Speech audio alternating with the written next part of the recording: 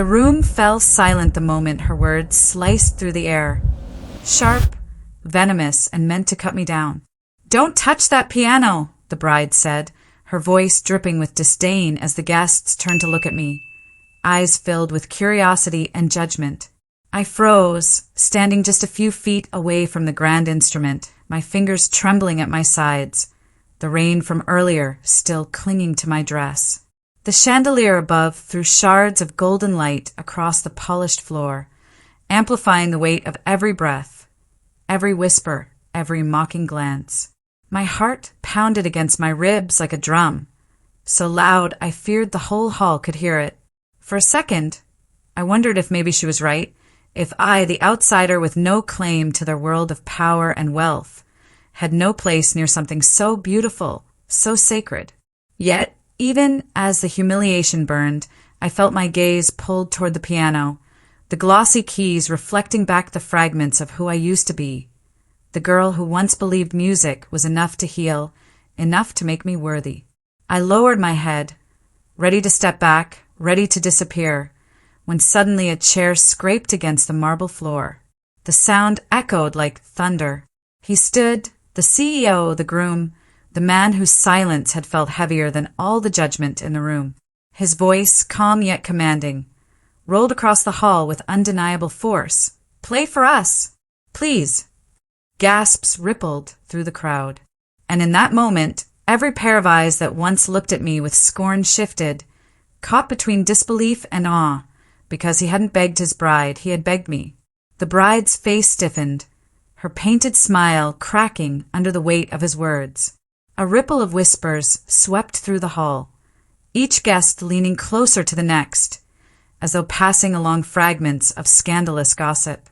My lungs tightened.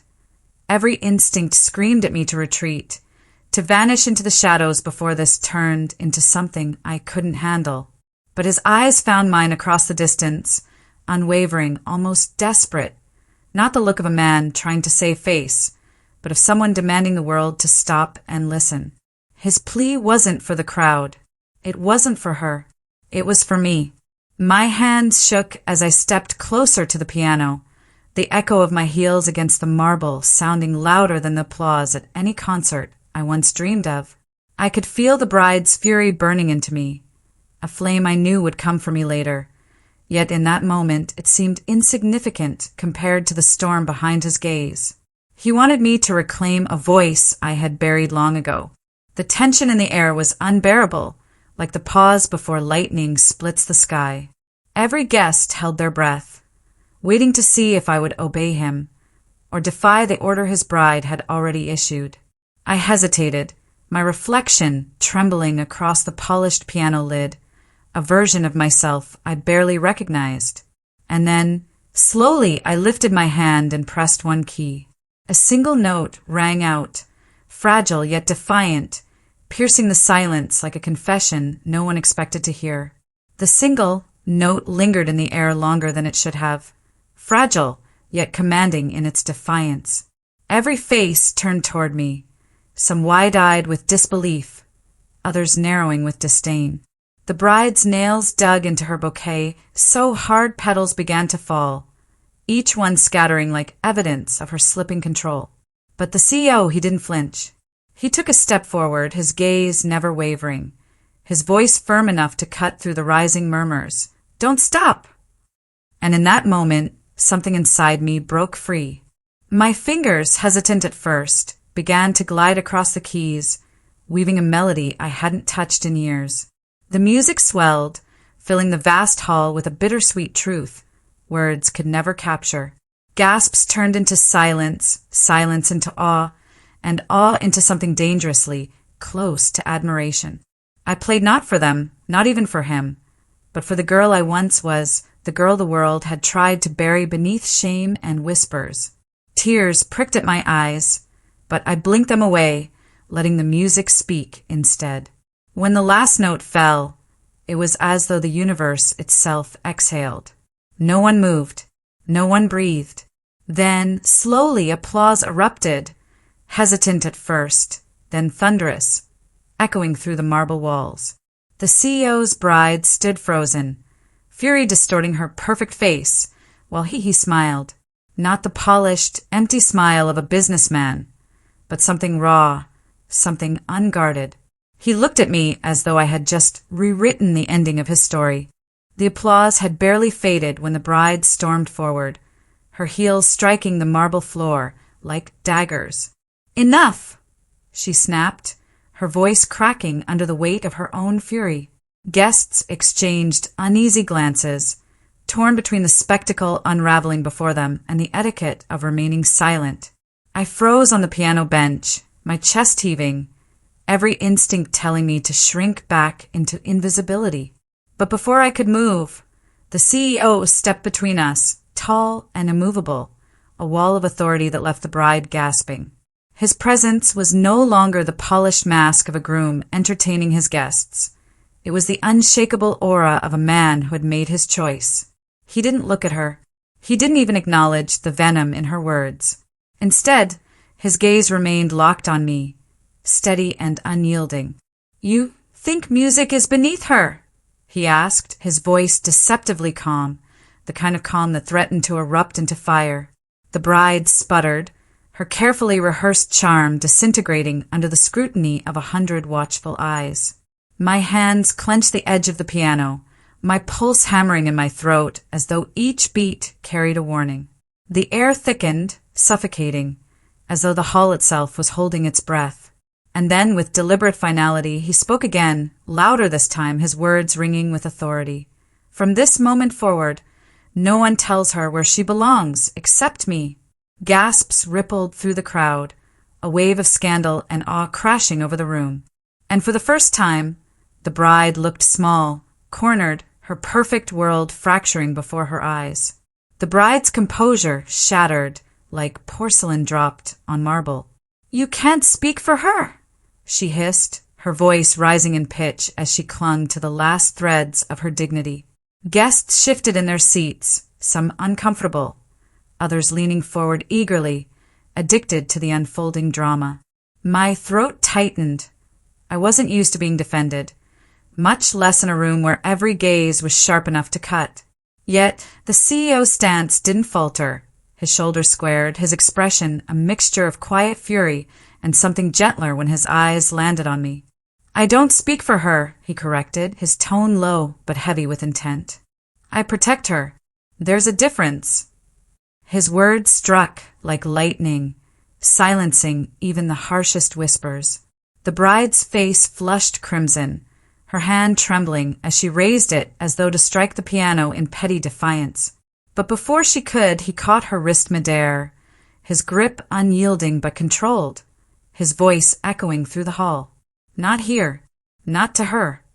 Gasps erupted again, the crowd now teetering between scandalized shock and breathless fascination. My pulse thundered in my ears. The world seemed to tilt unmoored as I realized the enormity of his declaration. He wasn't merely shielding me. He was redefining the entire balance of power in that gilded hall. The bride's lips trembled, her perfect mask collapsing under the weight of humiliation, while the guests dared not look away. And I sat frozen, my hand still resting on the piano keys, wondering when the script of my life had turned into something no one could have predicted. The tension snapped when the bride wrenched her wrist free, her eyes glistening with tears that weren't sorrow but rage. "You'll regret this," she spat, her voice trembling as she turned to the guests, desperate to salvage her pride. But their eyes no longer held admiration. They held pity, curiosity, and a hunger for scandal. She had lost them. I wanted to disappear, to sink into the piano and never resurface. But the CEO's shadow fell over me like a shield. He didn't spare the bride another glance. Instead, he leaned closer to me, his voice so low it was meant only for my ears, yet sharp enough that the silence of the hall carried it farther than he intended. "You don't have to be afraid," he murmured. My breath caught, the weight of his words pressing against the walls I had built to protect myself. The hall erupted with whispers, rumors sprouting like wildfire in dry grass, each one louder than the last. Some guests rose, unsure whether to leave or to stay for the spectacle. but no one could tear their eyes away. I felt every gaze on me, branding me as the center of chaos I had never asked for. And yet, as his hand hovered inches above my shoulder, close enough to steady, not close enough to claim, I realized the shift was irreversible.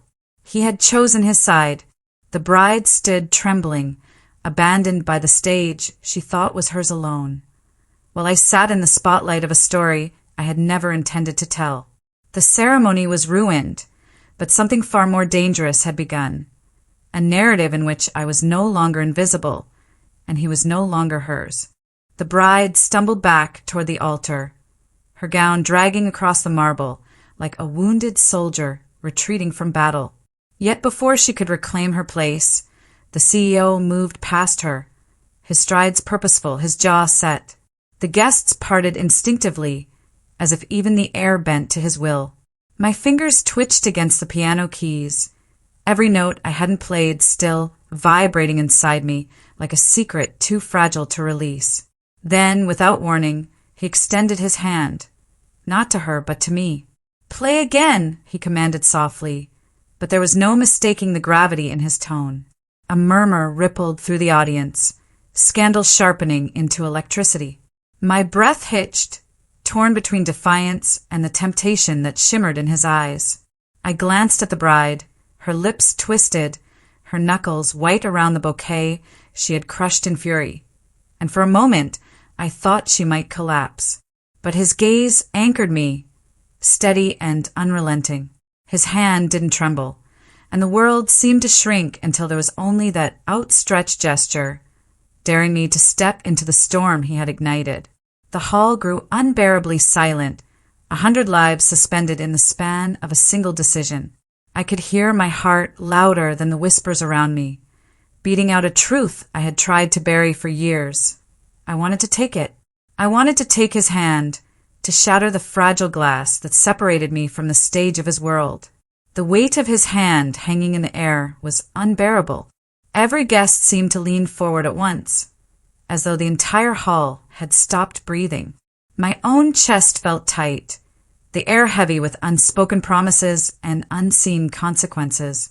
"Play," he repeated, softer this time, and though the word was gentle, the power behind it reverberated through me like the opening note of a symphony. My throat went dry, but my fingers finally pressed against the keys, releasing a fragile chord that trembled into the silence. The sound wasn't perfect. It quivered with hesitation. But the moment it escaped, his eyes softened and the corners of his lips curved as though I had done something extraordinary. Gasps filled the air again, not because of the music, but because of him, the most untouchable man in the room, standing as if the entire wedding had been orchestrated for this single act.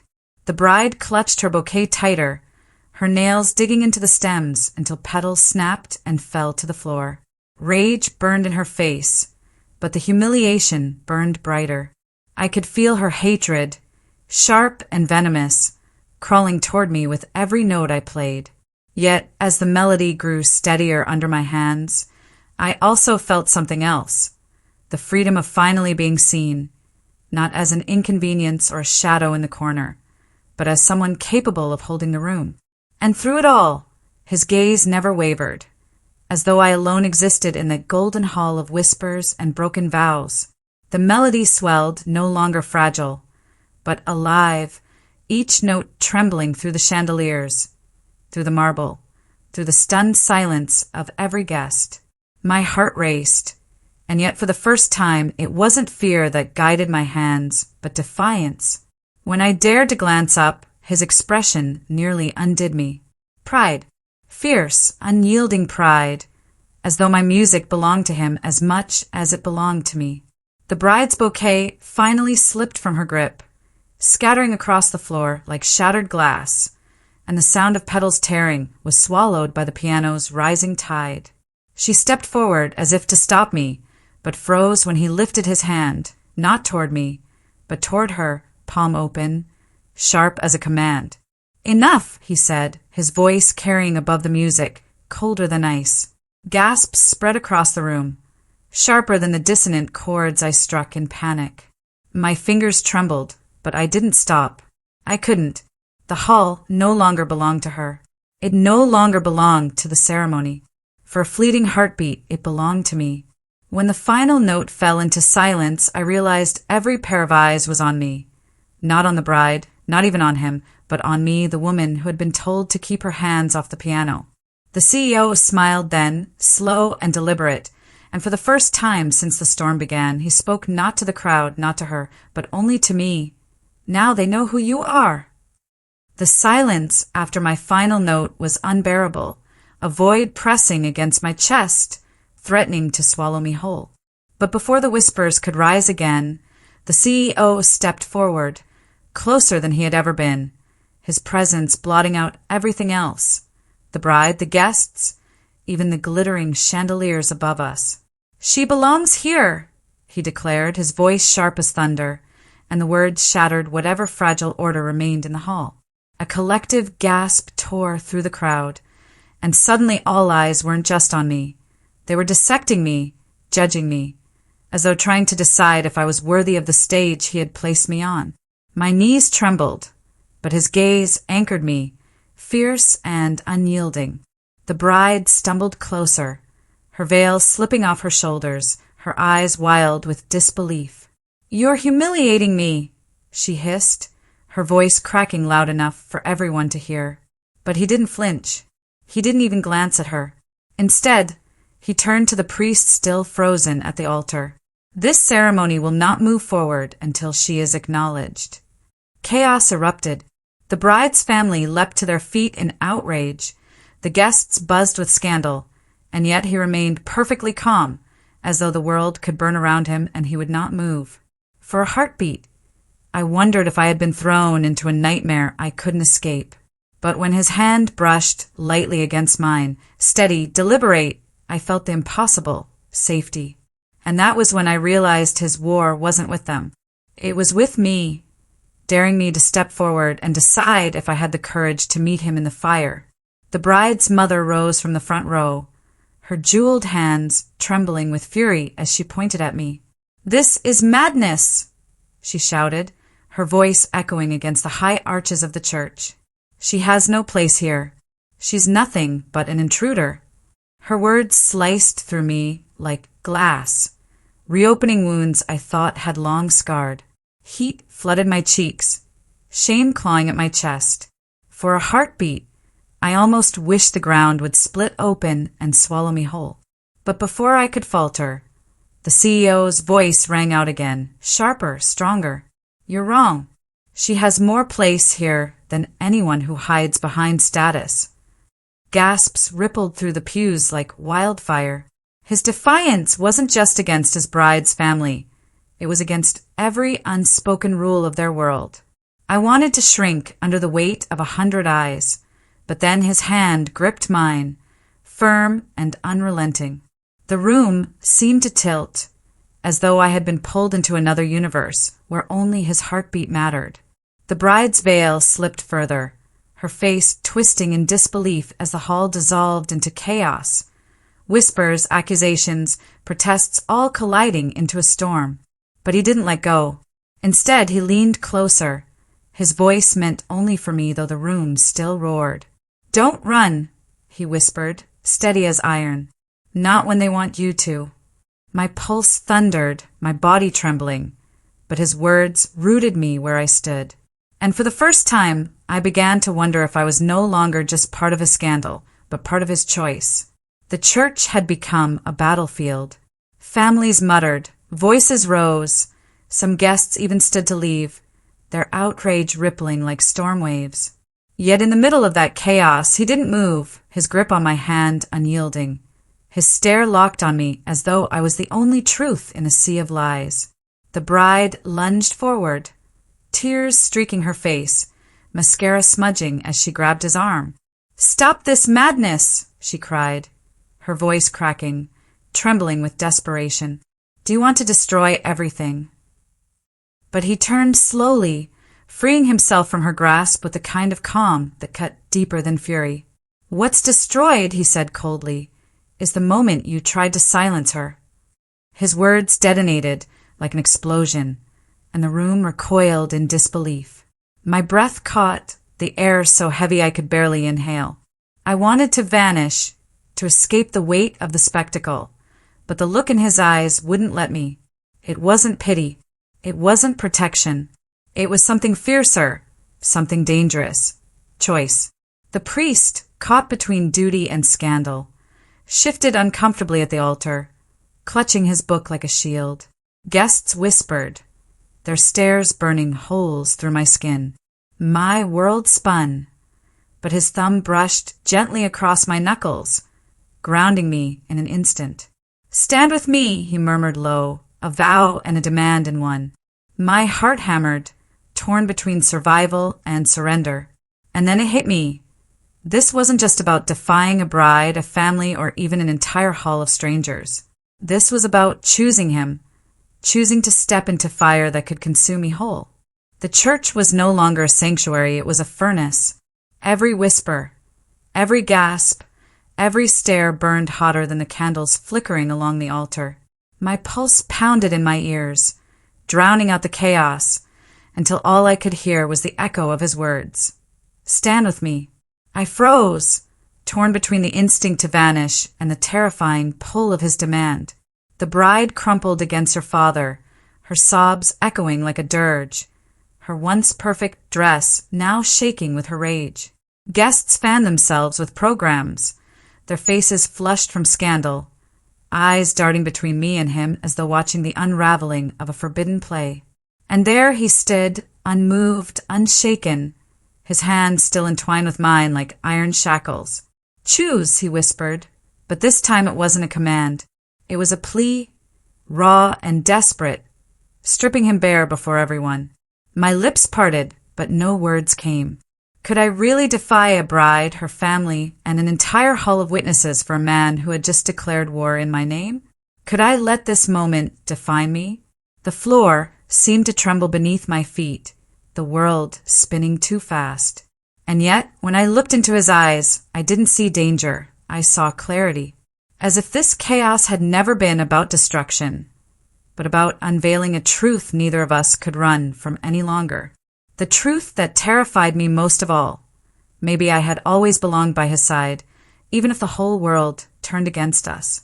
The silence shattered with the bride's scream. "You'll regret this," she cried, her voice shrill, echoing through the vaulted ceilings. Her bouquet hit the floor with a dull thud, petals scattering like the pieces of her pride. The priest raised a trembling hand, trying to calm the storm, but the church had already unraveled into chaos. Gasps, curses, whispers weaving together in a tapestry of scandal. I stood frozen, my hand still in his, every instinct urging me to flee, but every heartbeat chaining me tighter. His grip never faltered. He turned to face the crowd, his voice calm but deadly, cutting through the uproar like a blade. "You think she doesn't belong," he said, his tone steady, defiant. "But she's the only one who ever did." A collective gasp swept through the hall. Mothers clutched their pearls, fathers shook their heads, and the bride collapsed to her knees, undone by the weight of humiliation. My chest ached, my lungs burning as if I'd forgotten how to breathe. The world was spiraling out of control, yet he looked at me as though nothing existed beyond my trembling frame. For the first time I saw the truth, not the ruthless CEO, not the untouchable groom, but a man stripped bare by his own choice, reckless enough to risk everything for me. My body trembled, torn between terror and the dangerous swell of something deeper, the dawning realization that his war was now my war, his ruin my ruin. And yet, with his hand around mine, ruin suddenly didn't feel like the worst fate. The hall erupted into chaos, a storm of disbelief crashing around us. Some guests shouted, others wept, and still more scrambled to leave, desperate to escape the scandal that would haunt this wedding forever. The bride's cries echoed, raw and broken, her veil slipping to the floor like the last shred of her pride. But none of it touched him. None of it mattered. He drew me forward, one step, then another, until I stood at the altar where her place had been only moments before. My knees threatened to buckle, but his presence steadied me, his eyes anchoring me in the storm. "This is madness," someone shouted from the pews. But he didn't flinch. Instead, he faced the priest, his voice unshakable. "If this ceremony is to continue," he declared, "it will be with her."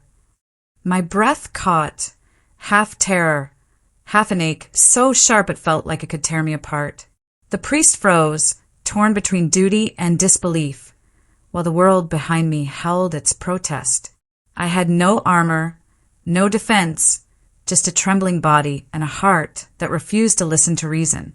And yet, in that single instant, when his thumb brushed across my hand again, I knew I was already lost.